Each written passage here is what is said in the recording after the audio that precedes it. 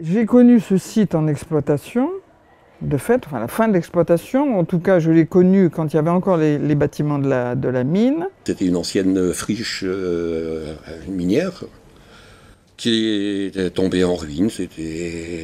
La nature reprenait ses droits, comme on dit. C'était plein de mauvaises herbes. Et moi-même, quand j'étais enfant, je venais jouer ici. Donc la fosse n'existait plus, hein, elle a été arrêtée, mais il restait tous ces schistes rouges et c'était un grand terrain de jeu.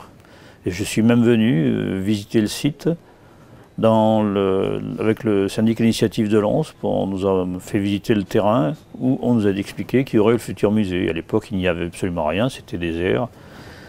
Tous les bâtiments miniers avaient déjà été détruits. J'ai visité le chantier pendant la construction parce que c'était intéressant justement de savoir où ça allait être implanté, la taille que ça allait prendre. Parce que bon, sur des plans, on ne se rend pas vraiment compte, quoi. Alors c'était très intéressant parce que la galerie du temps, la voir en chantier et la voir ensuite, c'est formidable.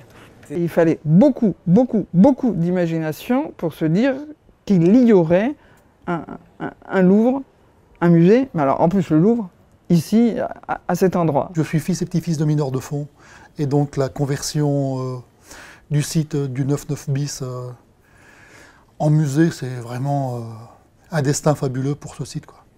Et puis très, très contente que ce musée soit dans un lieu à caractère ouvrier, de labeur, de labeur dur, et j'ai trouvé que c'était une belle reconnaissance pour notre région.